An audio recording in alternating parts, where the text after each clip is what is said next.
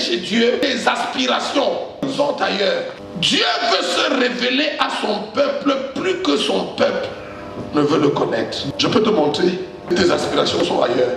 Chacun de nous, que tu sois pasteur, missionnaire, que tu sois seulement un chrétien, il faut que tu aies assez suffisamment de Dieu pour le donner aux autres. Quand on dit que tu es un serviteur de Dieu, une servante de Dieu, ça veut dire que tu sers Dieu aux gens. Ça veut dire quand on vient dans ton restaurant, que tu leur sers, c'est Dieu. Le menu qui est au tableau du jour, c'est Dieu. Les gens te rencontrent en public comme en privé, assez de Dieu à leur donner.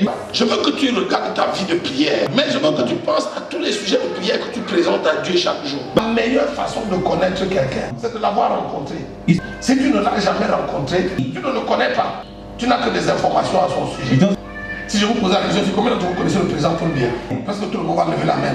Parce qu'on l'a vu au 20 mai dernier. Parce qu'on le voit à la télé. Mais en réalité, nous tous ici, il y a presque personne ici qui connaît le président Paul Biya. Donc si tu n'as jamais vu, tu n'as jamais touché, tu n'as jamais expérimenté, tu ne connais pas Dieu. Tu as seulement des informations. Tu as des informations de ce que tu as lu dans 8 secondes. Et beaucoup d'entre nous, ce que nous savons de Dieu, ce que 8 secondes dit de lui. Ce matin, je suis en train de t'amener à une expérience supérieure.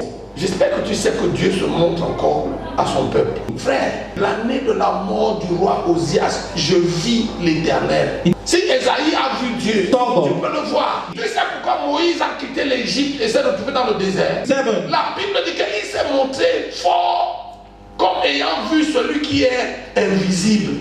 Moïse a vu le Dieu invisible. Toute la gloire de l'Égypte est devenue une ordure à ses yeux. Moïse était en train d'être préparé pour être le prochain pharaon. Et puis un matin, Dieu vivant s'est montré à lui. Quand il a vu la gloire de Dieu, la gloire du monde est devenue une ordure. Il a craché sur le trône de pharaon et il est parti. Tu sais pourquoi avoir une Prado a encore de la valeur à tes yeux? Tu sais pourquoi porter un costume super 140, je sais pas, cousu par quel couturier a encore de la valeur à tes yeux? Tu sais pourquoi avoir le visa pour aller en France, aux États-Unis, au Canada et je sais pas dans quel autre pays du monde a encore de la valeur à tes yeux? Parce que c'est la seule chose que tu as vue. C'est la seule chose que tu connais. Tu sais le commun des mortels quand tu as ça, tu es quelqu'un. En réalité, c'est parce que tu es mondain.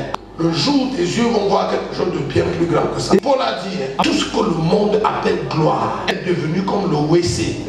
Il dit que ce qui était pour moi un gain, ce qui était pour moi un sujet de vantardise, les choses là que quand le commun des mortels là, ça il marche à des épaules carrées. Quand j'ai vu Jésus, ces choses là ont perdu leur valeur. Si les choses de la terre n'ont pas encore perdu de la valeur à tes yeux, ici, parce que tu n'as pas encore vu le Christ, tu n'as pas encore vu sa gloire. Il était tellement intoxiqué par ce qu'il avait vu que le restant de sa vie, il l'a passé dans les naufrages, dans les prisons, dans la bastonnade, Paul n'est plus jamais retourné dans les amphithéâtres. Ses gourmettes les plus chères, c'était les menottes.